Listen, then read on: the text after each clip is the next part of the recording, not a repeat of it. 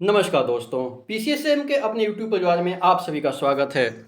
अभी हम लोग एनसीईआरटी के 6 क्लास की हिस्ट्री को कवर कर रहे हैं, जिसमें आज हम लोग अध्याय 9 का अध्ययन करेंगे। आज का टॉपिक होगा हमारा व्यापारी, राजा और तीर्थयात्री।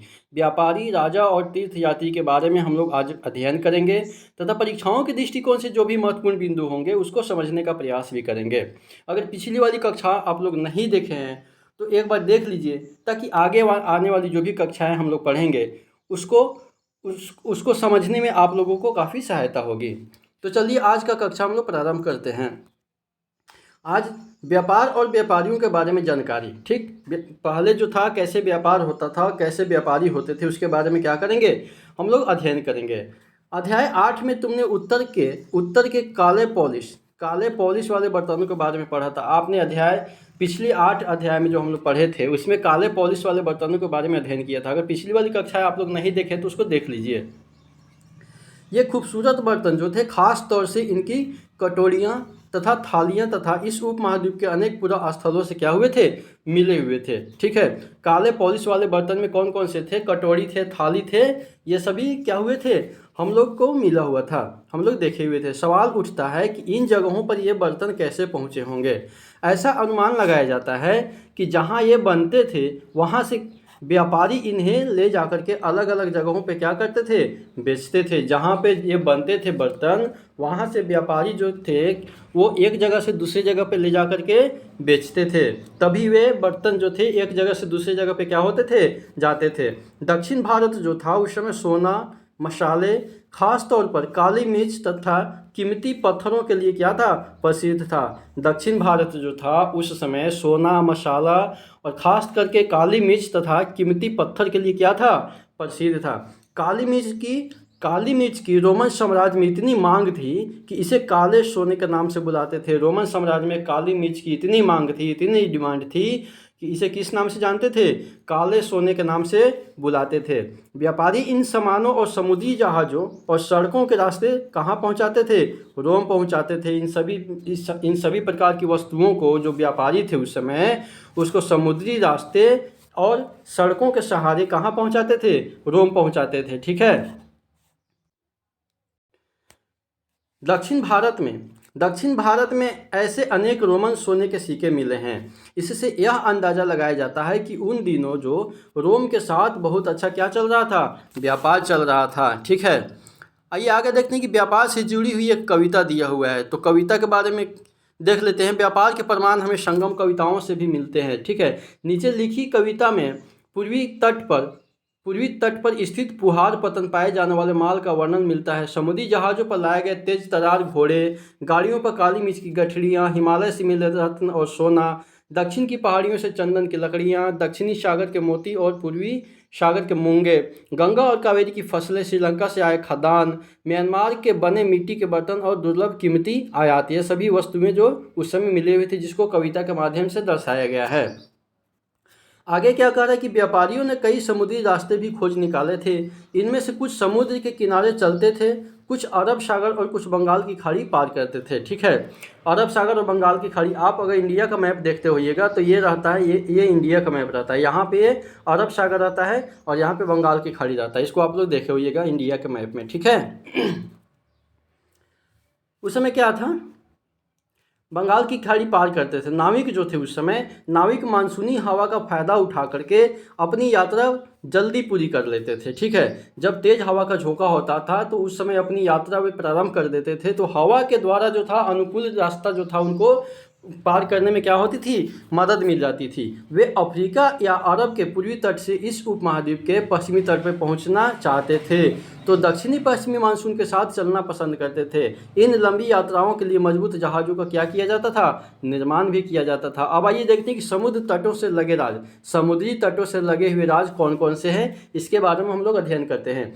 इस उपमहाद्वीप के दक्षिणी भाग में बड़ा तटीय प्रदेश है। इस उपमहाद्वीप के दक्षिणी भाग में बड़ा तटीय प्रदेश है। इनमें बहुत से पहाड़, पठार और नदी के मैदान हैं। नदियों के मैदानी इलाकों में कावेरी का मैदान सबसे उपजाऊ है। नदियों के मैदानी इलाकों में कावेरी का मैदान सबसे उपजाऊ मैदान है। मैदानी इलाकों तथा तटीय इलाकों के सरदारों और राजाओं के पास धीरे धीरे काफ़ी संपत्ति और शक्ति हो गई थी। संगम कविताओं में मूवेंदार की चर्चा मिलती है। संगम कविताओं में मूवेंदार की चर्चा मिलती है। मूवेंदार यह एक तमिल शब्द है। मूवेंदार जो है कैसा शब्द है? यह एक तमिल शब्द है जिसका अर्थ होता है तीन मुखिया। तीन मुखिया, मूवेंदार शब्द का अर्थ क्या होता है? तीन मुखिया होता है। इसका प्रयोग तीन शासक परिवारों मुखिया के लिए किया गया था। तीन शासक परिवारों के मुखिया के लिए किया जाता था। ये कौन कौन से तीन शासक थे? चोल, चेर और पांड्य। चोल, चेर और पांड्य जो थे, इसके बारे में इसकी चर्चा किया गया है। मानचित्र 7 पृष्ठ संख्या 105 को देखेंगे हम लोग, जो करीब 2300 साल पहले दक्षिण भारत में काफ़ी शक्तिशाली माने जाते थे। दक्षिण भारत में चोल, चेर और पांड्य क्या थे? ये सभी शक्तिशाली शासक माने जाते थे उस समय। इन तीनों मुखियाओं के अपने दो दो सत्ता केंद्र थे। इन तीनों मुखिया जो थे, इनके अपने क्या थे? दो दो सत्ता केंद्र थे। इनमें से एक तटीय हिस्से में और दूसरा अंदरूनी हिस्से में था। इस तरह 6 केंद्रों में से 2 बहुत महत्वपूर्ण थे। एक चोलों का पतन पुहार या कावेरीपट्टनम। चोल का पतन कौन सा था? पुहार या कावेरीपट्टनम। दूसरा जो था पांड्यों की राजधानी मदुरई। पांड्य की राजधानी कौन सी थी? मदुरई थी। ठीक है। ये मुखिया जो थे, ये मुखिया लोगों से नियमित कर के बजाय उपहारों की मांग करते थे। कभी कभी ये सैनिक अभियानों पर भी निकल पड़ते थे और आसपास के इलाकों से शुल्क वसूल करके लाते थे। इनमें से कुछ धन वे अपने पास रख लेते थे, बाकी अपने समर्थकों, नाते रिश्तेदारों, सिपाहियों तथा कवियों के बीच क्या करते थे? बांट देते थे। अनेक संगम कवियों ने उन मुखियाओं की प्रशंसा में कविताएं भी लिखी है जो उनकी कीमती जवाहरात, सोने, घोड़े, हाथी, रथ या सुंदर कपड़े दिया करते थे। इसके लगभग 200 वर्षों के बाद पश्चिम भारत, मानचित्र संख्या 7 100 पृष्ठ पेज जो 105 में देखेंगे, इसमें सातवाहन नामक राजवंश का प्रभाव बढ़ गया है। ठीक है। सातवाहनों का सबसे प्रमुख राजा गौतमी पुत्र सतकर्णी थी। सातवाहनों का सबसे प्रमुख राजा कौन था? गौतमी पुत्र श्री सातकर्णी थी। उसके बारे में हमें उसकी माँ गौतमी बल श्री द्वारा प्रदान किए गए एक अभिलेख से पता चलता है। वह और अन्य सभी सातवाहन शासक दक्षिणापथ के स्वामी कहे जाते थे। जो थे क्या कहे जाते थे? दक्षिणापथ के स्वामी कहे जाते थे। दक्षिणापथ का शाब्दिक अर्थ दक्षिण की ओर जाने वाला रास्ता होता है। दक्षिणापथ का शाब्दिक अर्थ क्या होता है? कि दक्षिण की ओर जाने वाला रास्ता। पथ मीन्स रास्ता होता है। पूरे दक्षिणी क्षेत्र के लिए भी यही नाम प्रचलित था। श्री सातकर्णी ने पूर्वी, पश्चिमी तथा दक्षिणी तटों पर अपनी सेनाएं भेजी हुई थी। ठीक है। अब आइए रेशम मार्ग की कहानी के बारे में हम लोग अध्ययन करते हैं कि कीमती चमकीले रंग और चिकनी मुलायम बनावट की वजह से रेशमी कपड़े अधिकांश समाज में क्या थे? बहुमूल्य माने जाते थे। रेशमी कपड़ा तैयार करना एक जटिल प्रक्रिया होती थी। रेशम के कीड़े से कच्चा रेशम निकाल करके सूत कटाई होती थी और फिर उससे कपड़ा बुना जाता था। रेशम बनाने की तकनीक का आविष्कार सबसे पहले चीन में हुआ था। रेशम बनाने की सबसे पहले तकनीक का आविष्कार कहाँ हुआ था? चीन में हुआ था। करीब 7000 साल पहले रेशम बनाने का आविष्कार हुआ था। इस तकनीक को उन्होंने हजारों साल तक बाकी दुनिया से छुपाए रखा, पर चीन से पैदल, घोड़ों या ऊँटों पर कुछ लोग दूर दूर की जगहों पर जाते थे और अपने साथ रेशमी कपड़े भी क्या करते थे? ले जाते थे। जिस रास्ते से ये लोग यात्रा करते थे वह रेशम मार्ग, सिल्क रूट के नाम से क्या हो गया? प्रसिद्ध हो गया। ठीक है। आगे क्या करें कि कभी कभी चीन के शासक ईरान और पश्चिमी एशिया के शासकों को उपहार के तौर पे क्या भेजते थे? रेशमी कपड़े भी भेजते थे। यहाँ से रेशम के बारे में जानकारी और भी पश्चिम की ओर फैल गई। करीब 2000 साल पहले रोम के शासकों और धनी लोगों के बीच में रेशमी कपड़े पहनना एक क्या हो गया था? एक फैशन बन गया। इसकी कीमत बहुत ही ज़्यादा होती थी क्योंकि चीन से इसे लाने में दुर्गम पहाड़ी और रेगिस्तानी रास्तों से होकर के क्या करना पड़ता था? ले जाना पड़ता था, जिस वजह से इसकी कीमत क्या हो जाती थी? महंगा पड़ता था। यही नहीं, रास्ते के आसपास रहने वाले लोग व्यापारियों से क्या करते थे? यात्रा शुल्क भी मांगते थे। इसमें सिल्क रूट तथा उसकी शाखाओं को दिखाया गया है। कुछ शासक इसके बड़े बड़े हिस्सों पर अपना नियंत्रण करना चाहते थे क्योंकि इस रास्ते पर यात्रा कर रहे व्यापारियों से उन्हें कर, शुल्क तथा तोहफे के जरिए लाभ भी मिलता था। इसके बदले ये शासक इन व्यापारियों को अपने राज्य से गुजरते वक्त लुटेरों के आक्रमणों से क्या कर देते थे, सुरक्षा कर देते थे, इसलिए बदले में उनसे कुछ पैसे भी लेते थे। सिल्क रूट पर नियंत्रण रखने वाले शासकों में सबसे प्रसिद्ध कुषाण थे। सिल्क रूट पर नियंत्रण रखने वाले शासकों में सबसे प्रसिद्ध कौन शासक थे? कुषाण शासक थे। करीब 2000 साल पहले मध्य एशिया तथा पश्चिमोत्तर भारत पर इनका शासन होता था। किसका? कुषाण शासक का। पेशावर और मथुरा इनके दो मुख्य शक्तिशाली केंद्र थे। किसके? कुषाण के। तक्षशिला भी इनके ही राज का क्या था? हिस्सा था। तक्षशिला भी इन्हीं के कुषाण के राज का हिस्सा था। इसके शासनकाल में ही सिल्क रूट की एक शाखा मध्य एशिया से होकर के सिंधु नदी के मुहाने के पत्तनों तक जाती थी। फिर यहाँ से जहाज़ों द्वारा रेशम पश्चिम की ओर रोम साम्राज्य तक पहुँचता था। इस उपमहाद्वीप में सबसे पहले सोने के सिक्के जारी करने वाले शासकों में कुषाण शासक थे। सबसे पहले सोने के सिक्के जारी करने वाले शासक कौन थे? कुषाण थे। सबसे पहले सोने के सिक्के जारी करने वाले शासक कौन थे? कुषाण शासक थे। सबसे पहले सोने के सिक्के जारी करने वाले शासक कुषाण शासक थे। मैं बार बार रिपीट इसलिए कर रहा हूँ, ये परीक्षाओं में पूछा जाता है, इसको ध्यान दीजिएगा। सिल्क रूट पर यात्रा करने वाले व्यापारी इनका क्या करते थे? उपयोग करते थे। ठीक है, आगे आइए देखते हैं कि बौद्ध धर्म का प्रचार प्रसार कैसे हुआ था, इसके बारे में हम लोग देखते हैं। कुषाणों का सबसे प्रसिद्ध राजा कनिष्क था। ठीक है, उसने करीब 1900 साल पहले शासन किया था। उसने एक बौद्ध परिषद का गठन भी किया था। कौन? कुषाण जो थे, वो कुषाण का सबसे प्रसिद्ध राजा कनिष्क था, जो 1900 साल पहले शासन करते थे। उसने एक बौद्ध परिषद का गठन किया था। कौन? कनिष्क, जिसमें एकत्र होकर के विद्वान महत्वपूर्ण विषयों पर क्या करते थे? विचार विमर्श करते थे। बुद्ध की जीवनी, बुद्ध चरित्र के रचनाकार कवि अश्वघोष कनिष्क के दरबार में रहते थे। बुद्ध चरित्र के रचनाकार कौन थे? अश्वघोष। बुद्ध चरित्र के लेखक अश्वघोष थे, जो कहाँ रहते थे? कनिष्क के दरबार में रहते थे। अश्वघोष तथा अन्य बौद्ध विद्वानों ने अब संस्कृत में लिखना शुरू कर दिया था। ठीक है, इस समय बौद्ध धर्म की एक नई महायान का विकास हुआ। इस समय बौद्ध धर्म की एक नई धारा महायान का विकास हुआ। इसकी दो मुख्य विशेषताएं थी। पहले, मूर्तियों में बुद्ध की उपस्थिति सिर्फ कुछ संकेतों के माध्यम से दर्शाई जाती थी। मिसाल के तौर पर उनकी निर्वाण प्राप्ति को पीपल के पेड़ की मूर्ति द्वारा दर्शाया जाता था, पर अब बुद्ध की प्रतिमाएं बनाने जाने लगी थी। इनमें से अधिकांश मथुरा में तो कुछ तक्षशिला में भी क्या हुआ था? बनाया जाने लगा था। अधिकांश मथुरा में तथा कुछ तक्षशिला में भी बनाया गया था बुद्ध की मूर्ति। दूसरा परिवर्तन बोधिसत्व में आस्था को लेकर के आया। बोधिसत्व उन्हें कहते हैं जो ज्ञान प्राप्ति के बाद एकांतवास करते हुए ध्यान साधना कर सकते थे। ठीक है, बोधिसत्व क्या कहते हैं? बोधिसत्व उसे कहते हैं जो ज्ञान प्राप्ति के बाद एकांत मतलब एकांत जगह पे वास करते हुए ध्यान साधना, ध्यान करने को कहते थे। लेकिन ऐसा करने के बजाय वे लोगों को शिक्षा देने और मदद करने के सांसारिक परिवेश में ही रहना ठीक समझने लगे। धीरे धीरे बोधिसत्व की पूजा काफ़ी लोकप्रिय हो गई थी। ठीक है, धीरे धीरे क्या हुआ था कि बोधिसत्व की पूजा काफ़ी लोकप्रिय हो गई थी और पूरे मध्य एशिया, चीन और बाद में कोरिया तथा जापान तक भी ये फैल गई थी। बौद्ध धर्म का प्रसार पश्चिमी और दक्षिणी भारत में हुआ था। बौद्ध धर्म का प्रसार कहाँ हुआ था? पश्चिमी और दक्षिणी भारत में हुआ था, जहाँ बौद्ध भिक्षुओं के रहने के लिए पहाड़ों में दर्जनों गुफाएं खोदी गई थी। ठीक है, यहाँ पे क्या दिया हुआ है कि सांची के स्तूप का एक मूर्ति चित्र दिया हुआ है। यहाँ इस वृक्ष और उसके नीचे के खाली आसन को देखो। मूर्तिकारों ने यह बताने के लिए खुदाई करके यह मूर्ति बनाई कि बुद्ध को ज्ञान की प्राप्ति इसी वृक्ष के नीचे बैठे करके ध्यान करते हुए हुआ था। ये देखिए बोधि वृक्ष दिखाया गया है, इसी बोधि वृक्ष के नीचे गौतम बुद्ध को ज्ञान की प्राप्ति हुआ था। ठीक है, आगे आइए देखते हैं हम लोग कि इनमें से कुछ गुफाएं राजा और रानियों के आदेश पर बनाई गई थी, तो कुछ व्यापारियों तथा कृषकों द्वारा बनाया गया था। इनमें से ज़्यादातर गुफाएं पश्चिमी घाट के दर्रों के पास बनाई गई थी। दक्कन के शहरों और तटों के समृद्ध बंदरगाहों और इन्हें जोड़ने वाली सड़कें भी इन्हीं दर्रों से होकर के क्या करती थी? गुजरती थी। ऐसा लगता है कि यात्रा करने वाले व्यापारी इन गुफाओं वाले मठों में विश्राम के लिए रुकते थे। बौद्ध धर्म दक्षिण पूर्व की ओर श्रीलंका, म्यांमार, थाईलैंड तथा इंडोनेशिया सहित दक्षिण पूर्व एशिया के अन्य भागों में क्या हुआ था? फैल गया था। पिछली कक्षाओं में याद कीजिए हम लोगों ने पढ़ा था कि अशोक जो थे बौद्ध धर्म के प्रसार के लिए श्रीलंका में किसको भेजा था? तो अशोक जो थे श्रीलंका में बौद्ध धर्म के प्रचार प्रसार के लिए अपने पुत्र महेंद्र तथा पुत्री संघमित्रा को भेजे थे। पिछली कक्षाओं में याद कीजिए।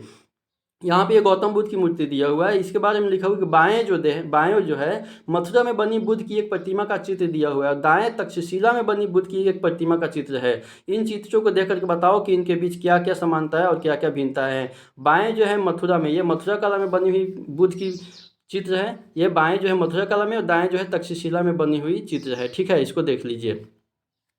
आगे ये कि थेर थेरवाद थेरवाद नामक बौद्ध धर्म का आरंभिक रूप इन क्षेत्रों में कहीं अधिक प्रचलित था। थेरवाद नामक बौद्ध धर्म का आरंभिक रूप कहीं इन क्षेत्रों में अधिक प्रचलित था।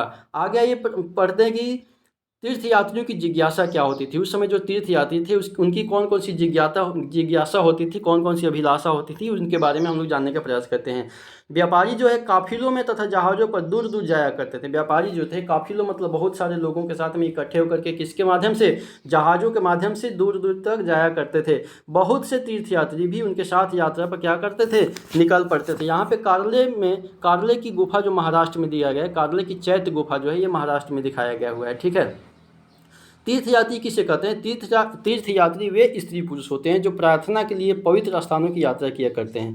तीर्थयात्री वे स्त्री पुरुष होते हैं जो प्रार्थना के लिए, पूजा पाठ के लिए पवित्र स्थानों की यात्रा करते हैं, उसे तीर्थयात्री कहते हैं। ठीक है, आगे देखिए कि इसी तरह भारत की यात्रा पर आया हुआ चीनी बौद्ध तीर्थयात्री फाहियान काफ़ी प्रसिद्ध है। फासियन दिया हुआ है, फासियन काफ़ी प्रसिद्ध है, जो कि चीन का बौद्ध यात्री था। वह करीब 1600 साल पहले आया था। 1600 साल पहले आया था। स्वेन स्वांग 1400 साल पहले भारत आया था। इसका नाम ह्वेनसांग है और यहाँ पे फाहियान है और ये ह्वेनसांग है।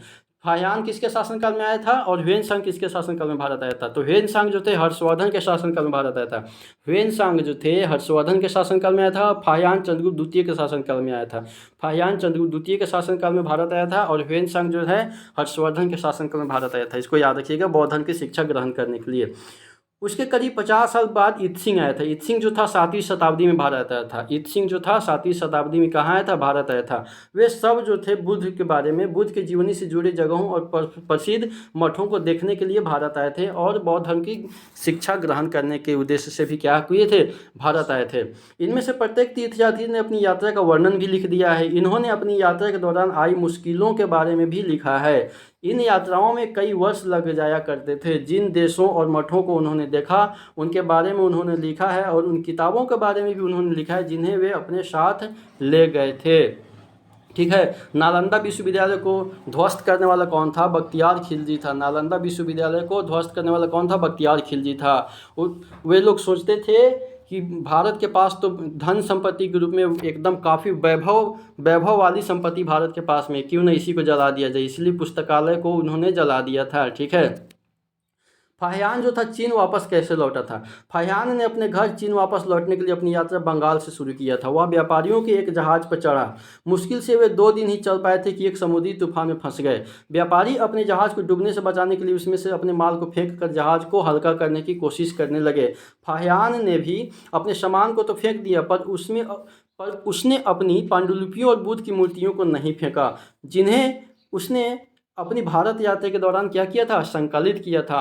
अंततः 13 दिनों के बाद में आंधी रुकी। उसने समुद्र का वर्णन इस प्रकार किया कि समुद्र असीम है। समुद्र क्या है? असीम है। सूर्य, चांद या तारों की गति को देखे बिना यह पता लगाना असंभव है कि पूर्व किधर है या पश्चिम किस दिशा में है। अगर बरसात और अंधेरा हो तो जहाज को हवा की रुख में ले जाने के अलावा और कोई चारा नहीं होता है। जावा और सुमात्रा पहुंचने में उसे 90 दिन से भी ज़्यादा क्या हुए थे?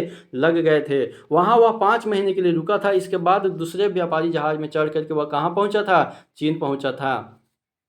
आगे है कि ह्वेनसांग के बारे में पढ़ते हैं। ह्वेनसांग जो था भूमार्ग से यानी कि धरती माध्यम से उत्तर पश्चिम और मध्य एशिया होकर के चीन वापस लौटा था। उसने सोने, चांदी और चंदन की लकड़ी की बनी बुद्ध की मूर्तियां तथा 600 से भी ज़्यादा पांडुलिपियां एकत्र किया था। कौन? ह्वेनसांग, जो कि हर्षवर्धन के शासनकाल में आया था। उन्हें वह लगभग 20 घोड़ों पर लाद करके ले गया था। 20 घोड़ों पर लाद करके ले गया था, पर इसमें से 50 पांडुलिपियां उस समय खो भी गई थी। जब सिंधु नदी पार करते हुए उसकी नाव उलट गई तब अपने जीवन का बाकी हिस्सा उसने बची हुई पांडुलिपियों का संस्कृत से चीनी अनुवाद करने में क्या किया था? लगा दिया था। अब आइए, नालंदा शिक्षा का एक विशिष्ट केंद्र था उस समय, उसके बारे में थोड़ा सा हम लोग अध्ययन कर लेते हैं। ह्वेनसांग तथा अन्य तीर्थयात्रियों ने उस समय के सबसे प्रसिद्ध बौद्ध विद्या केंद्र नालंदा, जो कि बिहार में पड़ता है, भागलपुर में पड़ता है नालंदा, अध्ययन किया था। उसने नालंदा के बारे में इस प्रकार लिखा है कि यहाँ के शिक्षक योग्यता तथा बुद्धि में सबसे आगे हैं। बुद्ध के उपदेशों का वह पूरी ईमानदारी से पालन करते हैं। मठ के नियम काफ़ी सख्त हैं जिन्हें सबको मानना पड़ता है। पूरे दिन जो है वाद विवाद चलते ही रहते हैं, जिसमें युवा और वृद्ध दोनों ही एक दूसरे की क्या करते हैं, मदद भी करते हैं। विभिन्न शहरों से विद्वान लोग अपनी शंकाएं दूर करने यहाँ आते हैं। नए आगंतुकों से पहले द्वारपाल ही कठिन प्रश्न पूछते हैं और उन्हें अंदर जाने की अनुमति तभी मिलती है जब वे द्वारपाल को सही सही उत्तर क्या करते हैं, दे पाते हैं। 10 में से 7-8 सही उत्तर नहीं दे पाते हैं। ठीक है, 10 में से 7-8 सही उत्तर क्या होते हैं, नहीं दे पाते हैं। आइए आगे देखते हैं कि भक्ति की शुरुआत के बारे में, भक्ति की शुरुआत कैसे हुई थी। ठीक है, इसके बारे में देखते हैं। इन्हीं दिनों देवी देवताओं की पूजा का चलन भी शुरू हो गया था। बाद में हिंदू धर्म की यह प्रमुख पहचान बन गई थी, जिसमें शिव, विष्णु और दुर्गा जैसे देवी देवताएं क्या होते, शामिल थे।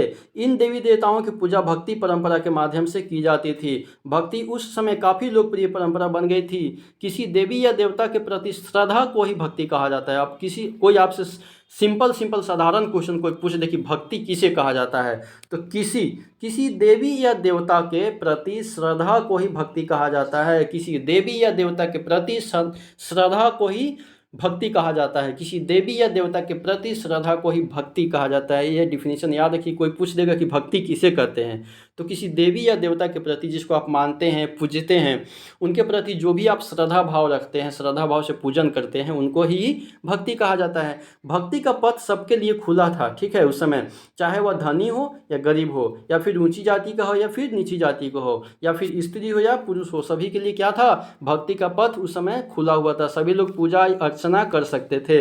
भक्ति मार्ग की चर्चा हिंदुओं के पवित्र ग्रंथ भागवत गीता में की गई है। भक्ति मार्ग की चर्चा हिंदुओं के पवित्र ग्रंथ भगवत गीता में की गई है। भगवत गीता महाभारत अध्याय 11 में देखेंगे हम लोग, इसका एक हिस्सा है। भगवत गीता जो है महाभारत का एक हिस्सा है। इसमें भगवान श्री कृष्ण अपने भक्त और मित्र अर्जुन को सभी धर्मों को छोड़ करके उनकी शरण में आने का उपदेश देते हैं, क्योंकि केवल कृष्ण ही अर्जुन को सारी बुराइयों से मुक्ति दिला सकते हैं। पूजा का यह रूप धीरे धीरे देश के विभिन्न भागों में क्या हुआ, फैलने लगा था। भक्ति मार्ग जो था, भक्ति मार्ग अपनाने वाले लोग आबंडर के साथ पूजा पाठ करने के बजाय ईश्वर के प्रति लगन और व्यक्तिगत पूजा पर जोर देते थे। भक्ति मार्ग अपनाने वाले लोग आडंबर के साथ पूजा पाठ करने के बजाय ईश्वर के प्रति लगन और व्यक्तिगत पूजा पर जोर देते थे। कहने का मतलब ये हुआ कि दिखावा नहीं करते थे, श्रद्धा मन से जो है सिंपल में ही पूजा करते थे। भक्ति मार्ग अपनाने वालों का यह मानना है कि अगर अपने आराध्य देवी या देवता की सच्चे मन से पूजा किए जाए तो वह उसी रूप में दर्शन देंगे जिसमें भक्त उसे देखना चाहते हैं। इसलिए आराध्य देवी या देवता मानव के रूप में भी हो सकते हैं, या फिर सिंह, पेड़ या अन्य किसी भी रूप में हो सकते हैं। जैसे जैसे इस विचार को समाज द्वारा स्वीकृति मिलती गई, कलाकार देवी देवताओं की एक से बढ़कर एक खूबसूरत मूर्तियां क्या करने लगे, तैयार भी करने लगे थे। यहाँ पे क्या दिया हुआ है कि वराह के रूप में विष्णु, एरन मध्य प्रदेश की यह शानदार मूर्ति विष्णु के वराह रूप की है। पुराणों के अनुसार जल में डूबी पृथ्वी को बचाने के लिए विष्णु ने वराह रूप का धारण किया था। यहाँ पृथ्वी को एक स्त्री के रूप में दर्शाया गया है। यहाँ पे पृथ्वी को एक स्त्री के रूप में दर्शाया गया है। यह भगवान का वराह रूप का दर्शन दिया गया है। ठीक है, चित्र दिया गया है। अब आइए आगे देखते हैं भक्ति क्या है, भक्ति किसे कहते हैं। ठीक है, भक्ति भज से बना हुआ है। भक्ति भज शब्द से बना हुआ। भक्ति जो है किस शब्द से बना है, भज शब्द से बना है, जिसका अर्थ होता है विभाजित करना या हिस्सेदारी होता है। भक्ति का अर्थ क्या होता है, विभाजित करना या हिस्सेदारी होता है। इसका अर्थ यह है कि भक्ति भगवान और भक्त के बीच परस्पर एक अंतरंग संबंध होता है। ठीक है, भक्ति भगवत या भगवान के प्रति झुकाव होता है। भगवत का एक अर्थ यह भी है जो अपने ऐश्वर्य तथा सुख को भक्तों के साथ बांटता है, यानी भक्त या भागवत अपने देवी देवता के भक्त का क्या होता है, हिस्सेदार होता है। आइए एक भक्त द्वारा लिखी गई एक कविता को देखते हैं कि अधिकांश भक्ति साहित्य हमें यही बताते हैं कि धन, ऐश्वर्य या ऊंचे पद के जरिए कभी ईश्वर से आत्मीयता नहीं बन सकती है। कभी धन, ऐश्वर्य या वैभव या ऊंचे पद के जरिए कभी भी ईश्वर से क्या होता है, लगाव नहीं हो सकता है। करीब 1400 साल पहले शिव भक्त अपार द्वारा तमिल में लिखी एक कविता का यह एक अंश है। अपार एक वेलाह था। ठीक है, अध्याय 8 में हम लोग देखेंगे। नष्ट होते अंगों वाला कुष्ठ रोगी, नष्ट होते अंगों वाला एक कुष्ठ रोगी, ब्राह्मणों की नज़र में निचली जाति का व्यक्ति, कूड़ा करकट बटोर करके अपनी जीविका चलाने वाला इंसान, अगर ये लोग भी गंगा को अपनी जटाओं में छिपा लेने वाले लोग के दास बन जाएं तो मैं उनकी आराधना करूंगा, क्योंकि वे मेरे ईश्वर समान होते हैं। ठीक है। देवी देवताओं का विशेष सम्मान होता था। उस समय क्या होता था कि देवी देवताओं का क्या होता था, विशेष सम्मान होता था, इसलिए विशेष जगहों पर भी इनकी मूर्तियों को रखा जाता था। इन स्थानों को ही मंदिर कहते थे। जिस स्थान पे देवी देवताओं के, जिस स्थान पे हमारे पूज्य देवी देवताओं को रखे जाते हैं उसी को मंदिर कहते हैं। अध्याय 11 में इन मंदिरों के बारे में हम लोग और पढ़ेंगे। भक्ति परंपरा ने चित्रकला, शिल्पकला और स्थापत्य कला के माध्यम से अभिव्यक्ति की प्रेरणा दिए थे। हिंदू के बारे में क्या है कि हिंदू शब्द, इंडिया शब्द की उत्पत्ति सिंधु या इंडस से निकलता है। हिंदू शब्द जो हम लोग हिंदू कहते हैं, हिंदू मुस्लिम सिख ईसाई, तो हिंदू शब्द जो है इंडिया शब्द की तरह ही सिंधु या इंडस से निकला है। यह शब्द अरबों तथा ईरानियों द्वारा उन लोगों के उपयोग के लिए दिया जाता था जो सिंधु नदी के पूर्व में रहते थे। यही शब्द उनके धार्मिक विश्वास तथा सांस्कृतिक परंपराओं के लिए भी क्या होता था, प्रयुक्त होता था। ठीक है। ये अन्यत्र में थोड़ा सा देखते हैं, ये क्या है। करीब 2000 साल पहले पश्चिमी एशिया में ईसाई धर्म का उदय हुआ। करीब 2000 साल पहले पश्चिमी एशिया में ईसाई धर्म का उदय हुआ। ईसा मसीह का जन्म बेथलेहम में हुआ था। ईसा मसीह का जन्म किस स्थान पे हुआ था, बेथलेहम में हुआ था। उस समय रोमन साम्राज्य का हिस्सा था। बेथलेहम जो था उस समय रोमन साम्राज्य का हिस्सा था। ईसा मसीह ने स्वयं को इस संसार का उद्धारक बताया था। उन्होंने दूसरों को प्यार देने और उसी तरह दूसरों पर विश्वास करने का उपदेश भी दिया था, जिस तरह हर व्यक्ति दूसरों से प्यार और विश्वास की उम्मीद करता है। बाइबिल में ईसा मसीह के उपदेश की बातें भी लिखी हुई है। यहाँ इसका एक अंश भी दिया हुआ है। बाइबिल की बातें कुछ दिया हुआ है, उपदेश का कुछ अंश दिया हुआ है। धन्य है वे लोग जो धर्म और न्याय के लिए भूखे प्यासे रहते हैं, उनकी कामनाएं पूरी होंगी। जो दयालु हैं वे धन्य हैं, क्योंकि उन्हें दया भी मिलेगी। आप अगर दूसरों के प्रति दया करेंगे तो आपको भी दया मिलेगी। आप जिससे जैसे व्यवहार करेंगे वैसा व्यवहार आपको भी मिलेगा। धन्य है वे जो दिल जो जो मतलब क्या कर रहा है, धन्य है वे जो दिल से पवित्र हैं, क्योंकि वे ईश्वर के दर्शन कर सकेंगे। धन्य है वे जो शांति स्थापित करते हैं, वही ईश्वर की संतान कहलाएंगे। ईसा मसीह के उपदेश साधारण लोगों को बहुत पसंद आए थे और धीरे धीरे यह पश्चिमी एशिया, अफ्रीका तथा यूरोप में भी फैल गए थे। ईसा मसीह की मृत्यु के 100 सालों के अंदर ही भारतीय उपमहाद्वीप के पश्चिमी तट पर पहले ईसाई धर्म प्रचारक पश्चिमी एशिया से आए थे। ठीक है। केरल के ईसाइयों को सीरियाई ईसाई कहा जाता है। केरल के ईसाइयों को क्या कहा जाता था, सीरियाई ईसाई कहा जाता है, क्योंकि संभवतः वे पश्चिमी एशिया से आए थे। वे विश्व के सबसे पुराने ईसाइयों में से एक थे। ठीक है। तो चलिए आज का कक्षा यहीं पे हम समाप्त करते हैं। हम उम्मीद करते हैं कि कुछ ना कुछ आप लोगों को सीखने को मिला होगा। कक्षा आप लोग नियमित रूप से देखते रहिए। हम आगे आने वाले क्लास 6 से लेकर के 12 तक के सभी विषयों का अध्ययन करेंगे तथा ऑब्जेक्टिव क्वेश्चन भी हम लोग लाएंगे। ठीक है। जैसे जैसे समय मिलेगा वैसे वैसे। तो चलिए, वीडियो देखने के लिए आप सभी का बहुत बहुत धन्यवाद।